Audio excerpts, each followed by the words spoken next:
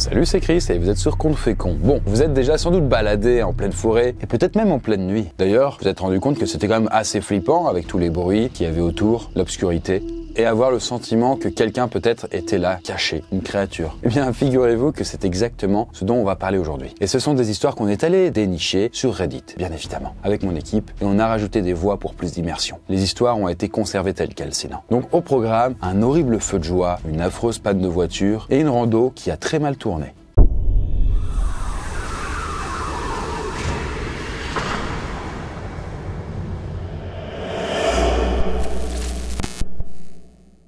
Notre première histoire est celle de Dream Child, et elle remonte à 2016. Ici, on l'appellera Emily pour faciliter le récit. Et à cette époque, Emily est adolescente et se qualifie de gothique. À l'époque, j'avais un peu tout l'attirail de la gothique. J'avais des cheveux noirs, des vêtements noirs, le maquillage noir. Et je vous laisse deviner les chaussures qu'elle a. J'avais aussi une grosse paire de Doc Martens. Mon habitude à ce moment-là, histoire de bien coller au cliché, c'était de traîner au cimetière du coin. Et le cimetière, en vrai, c'est un endroit calme, mais jusqu'à la fameuse soirée qui nous intéresse, bien sûr. Ce soir-là, une de mes amies m'appelle pour savoir si je veux sortir. Là, Emily est plus que partante. Mais elles ne sont que deux, toutes leurs autres potes n'étant pas disponibles ce soir-là. Et bien sûr, donc direction le cimetière, dans les bois. Et alors que là, elles arrivent au cimetière et qu'elles ne sont là que depuis quelques minutes, elles remarquent qu'à environ 30 mètres, un feu de joie a été allumé, au sommet de la petite colline. Je précise que le cimetière se trouve proche du campus d'une grande université et il y a souvent des étudiants qui s'y rendent pour faire la fête. Elle et sa pote commencent à râler parce qu'elles sentent qu'elles devront bientôt partir. On se dit que c'est sûr que la police va débarquer à cause du feu de joie et ils vont sans doute passer par le cimetière. Du coup, on finit notre clope et on se met doucement en route.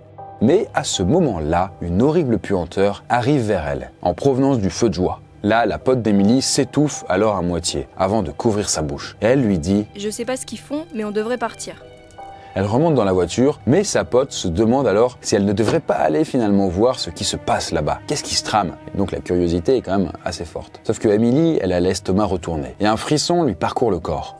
Son amie se ravise, vite fait, et les deux déguerpissent rapidement. Elle démarre la voiture, elle allume les phares, passe la marche arrière et elle commence la manœuvre. Et puis Emily de son côté fixe toujours le feu au loin. Elle voit alors une silhouette sortir d'elle ne sait où, juste à côté du feu. Silhouette qui semble la fixer malgré la distance. Je sais pas trop pourquoi, mais là, un sentiment de terreur m'envahit et je dis à mon ami de partir vite parce que je suis complètement paniquée. Sa pote regarde alors la silhouette au loin qui commence à descendre la colline. Paniquée, elles partent alors à toute vitesse, parcourant les bois en marche arrière. Et après quelques minutes de route, son ami se retourne et dit à voix haute « Mais qu'est-ce qui brûlait ?» Là, Emily n'a pas la moindre réponse et ne veut pas forcément d'ailleurs le savoir. Je lui dis juste de me déposer rapidement chez moi. Donc j'arrive chez moi et finalement, j'arrive à m'endormir assez rapidement malgré l'expérience de la soirée. Le lendemain matin, elle descend dans la cuisine et elle voit sa mère qui boit son café. Après avoir parlé de tout et de n'importe quoi, sa mère lui sort soudain « T'as entendu ce qui s'est passé hier soir ?» Emily hausse les épaules et lui dit que non, surtout qu'elle vient à peine de se réveiller et qu'elle a encore la tête dans le cul, voilà, on peut le dire.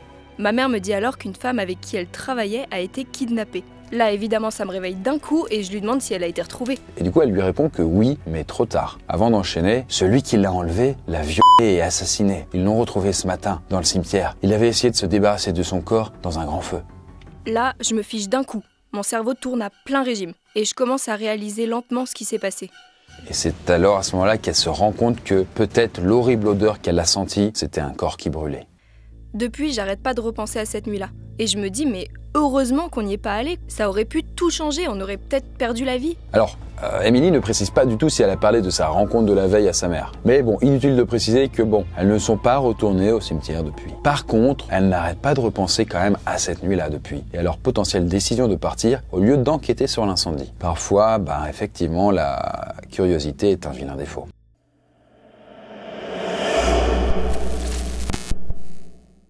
La deuxième histoire remonte au début des années 2000, dans le Michigan. Et c'est l'histoire de I Fucking Love Gingers, qui, je suppose, a un petit faible pour les roux, et qui s'appelle sinon Elisabeth, là c'est son vrai prénom. Et elle est âgée à ce moment-là de 18 ans. Donc le soir de mon aventure, j'étais avec mon amie Cathy et la demi-sœur de mon petit ami, May. Donc on allait rendre visite à des potes et on a pris la voiture un peu pourrie de Cathy. Notre trajet il commence tranquille et on doit passer à travers une petite forêt. Jusqu'au moment où, bien évidemment, la voiture décide de tomber en panne. Cathy met alors ses warnings et sort de la bagnole avec Elisabeth. Là, elles ouvrent le capot et une grosse fumée en sort. Et du coup, pendant presque 1 heure, elles vont essayer de bidouiller des trucs, mais en vain. Je me dis que je vais essayer d'appeler mon petit ami Caleb, peut-être qu'il pourra venir nous chercher. Je sors mon téléphone et évidemment, aucun réseau. Elle se demande alors si les bois très épais bloquent le signal. Et donc Elisabeth, toute seule, décide de monter la petite colline juste à côté pour prendre de la hauteur. Mais là, toujours, encore une fois, aucun signal. Et donc elle décide de grimper un arbre. À ce moment-là, faut vous dire vraiment, elle en peut plus et ça ne lui fait pas peur de grimper un arbre si c'est pour avoir du réseau, quoi. J'essaye de monter tranquillement et là, je fais tomber mon paquet de clopes. Je me dis, pas grave, je le récupérerai en descendant. Et donc, arrivée en haut, elle sort son téléphone et elle remarque qu'elle a enfin du réseau. Là, elle appelle Caleb, qui lui dit qu'il va venir le plus vite possible. Et puis elle raccroche et elle commence alors à redescendre. Sauf qu'à un moment, je suis à peu près à mi-chemin de ma descente et je pose ma main sur une espèce de grosse boule de sève dégueu et je m'arrête pour m'en débarrasser en l'essuyant sur ma chemise. Mais là, elle entend le son le plus étrange qu'elle n'ait jamais entendu. Un genre de... Elle se fiche complètement, incapable de comprendre ce que ce son peut être. Mais ça se déplace rapidement, jusqu'à arriver au pied de son arbre. Donc là, j'arrête de bouger, j'écoute le plus possible et surtout, je me tiens bien parce que j'ai pas envie qu'on me repère. J'entends des feuilles qui craquent, des brindilles qui se cassent et un bruit bizarre qui recommence et qui s'éloigne à nouveau de l'arbre et puis d'un coup, j'entends plus rien. Bon, à ce moment-là, elle se dit c'est safe à peu près, et elle descend tout doucement. Et une fois arrivée en bas, elle cherche son paquet de clopes qu'elle avait fait tomber. Elle cherche à tâtons du coup, mais elle ne trouve rien du tout. Elle descend alors la colline en trottinant, et elle arrive au niveau de la voiture. J'arrive en bas de la colline et je vois que May et Cathy sont plus là et que les warnings sont éteints. Elle s'approche alors de la voiture, elle voit May qui baisse un peu la vitre, et elle lui dit, paniquée, « Elisabeth, t'étais où ?» Et avant qu'elle ait pu répondre, Cathy hurle « Remonte dans la voiture !» Elle s'exécute illico et Cathy verrouille les portes et les fenêtres. À part une qui est cassée et qui laisse du coup un écart d'un gros centimètre. Donc là, mais il m'explique qu'il y a une personne hyper bizarre qui est sortie des bois et qui a couru de manière étrange vers le haut de la colline où j'étais. Elles ont eu peur, elles ont éteint les lumières, elles sont montées dans la voiture à ce moment-là. Parce qu'elles pensaient vraiment que le mec bizarre, on sait pas trop, avait eu Elisabeth. Et May, elle commence à pleurer, elle a vraiment eu super peur. Du coup, je regarde dehors, mais je vois rien. Mais de nouveau, elle entend par la fenêtre ouverte.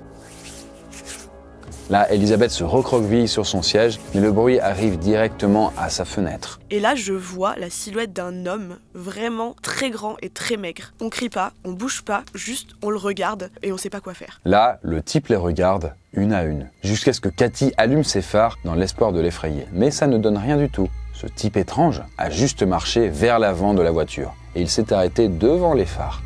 Il y a un truc qui m'a vraiment marqué sur ce mec, c'est qu'il portait un genre de pantalon en velours alors qu'il faisait carrément plus de 30 degrés dehors. Et c'est à ce moment-là qu'elle comprend alors d'où venaient ces fameux bruits de Swift Swift.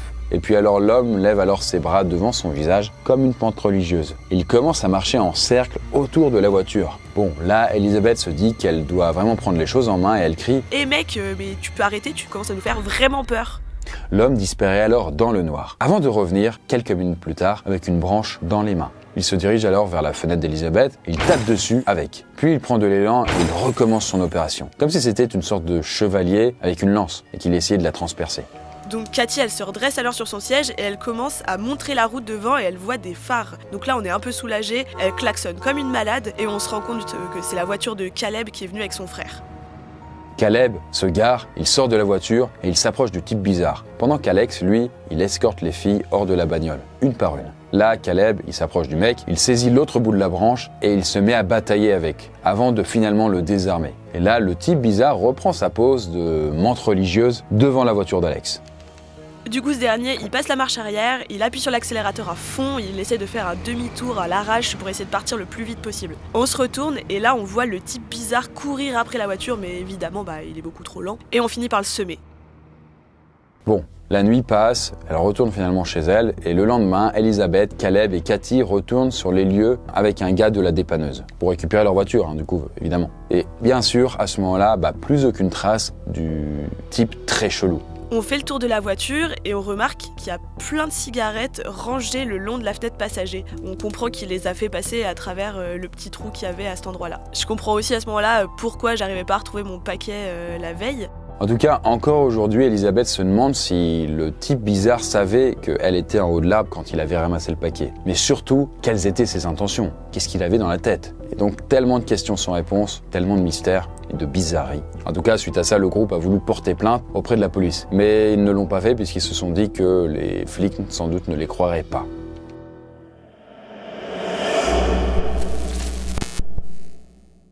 Pour terminer, voici l'histoire très étrange de Six String Shadows. Là, on connaît pas le vrai prénom, mais on l'a appelé Jeff pour un meilleur récit, quoi. Et du coup, il y a quelques années, sa petite amie à Jeff et lui se sont lancés dans un road trip dans les forêts nationales de George Washington. Là, à ce moment-là, je suis content parce que j'apprends que George Washington est aussi une forêt. Et en tout cas, eux, ils visent l'endroit le plus isolé et le moins fréquenté de la zone, car c'est ce qu'ils recherchaient. C'était au début de l'automne, donc on avait des jolies couleurs dans les arbres. La majorité du voyage s'est bien passé, une randonnée normale quoi, jusqu'aux 2 dernières nuits. Là, Jeff nous explique qu'à l'endroit où ils sont, il vaut mieux camper sur le sentier ou dans un abri désigné. Mais voilà, en vrai, eux, ils ne veulent croiser personne ou que quelqu'un les surprenne au milieu de la nuit. Et donc, ils ignorent donc les bons conseils, ils se cherchent un petit coin loin du sentier. Et on trouve finalement une petite clairière reculée, ce qui est parfait. On monte notre campement, on mange un bout et on va se coucher.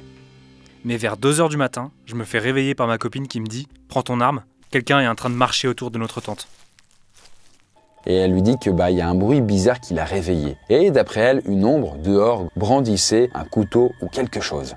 Pour vous redonner un peu de contexte, il faut savoir qu'en randonnée, je prends toujours 2 armes, au cas où. Il sort alors son arme du sac et il s'assoit en silence pour écouter les sons dehors. Mais il n'entend alors rien, à part le vent. Et d'un coup, j'entends une espèce de crunch, comme si quelqu'un était en train de marcher autour de la tente. Je prends ma lampe de poche et je sors en silence. Là, leur feu est éteint et il fait presque nuit noire. Seule la lune lui permet de voir un peu quelque chose. Et là, il dit à sa copine de rester dans la tente pendant qu'il check les alentours. Et du coup, au bout de quelques minutes, il entend à nouveau ce crunch, quoi. Et vu le bruit et le rythme des pas, c'est quelque chose de bipède, sans aucun doute. Un humain, on ne sait pas. Du coup, j'allume ma lampe et je la pointe vers la source du bruit. Et j'aperçois une silhouette derrière un arbre un peu plus loin.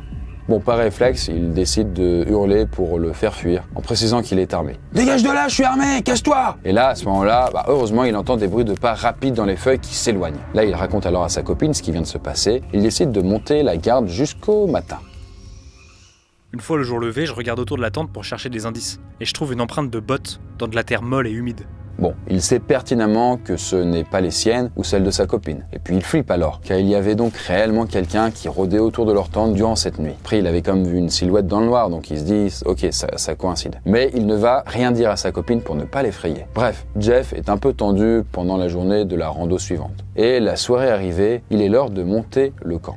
Je trouve alors un endroit près d'une falaise où on peut installer la tente un peu en hauteur, et surtout personne ne pourra venir de derrière. Petite précision, pendant toute la journée, j'avais la très bizarre impression d'être suivi. J'ai rien vu ni entendu, c'était juste une espèce d'horrible intuition.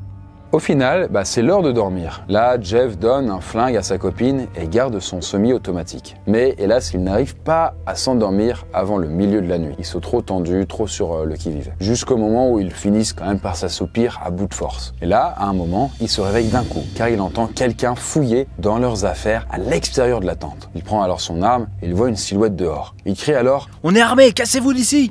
qui fait directement détaler là où les personnes dehors. Jeff sort alors de la tente, prêt à tirer. Il voit leurs affaires éparpillées un peu partout. Du coup, je décide d'essayer de rattraper les fuyards et je m'enfonce dans la forêt. Je vois au loin une espèce de lanterne avant de voir 3 autres lueurs émerger de je sais pas trop où. Du coup, je fais demi-tour et je cours en direction de la tente le plus vite possible. Je dis à ma copine de prendre les affaires importantes, on laisse tout le reste, on se barre. Après alors quelques dizaines de minutes de marche, ils entendent quelque chose derrière eux. Jeff se retourne et il voit quelqu'un s'avancer sur le sentier, avant de se figer et de les regarder. Bon, à ce moment-là, il faut savoir que la nuit est quand même bien passée, et du coup l'aube commence à se lever très doucement. Mais il fait quand même très nuit et il n'arrive pas à discerner grand-chose, quoi.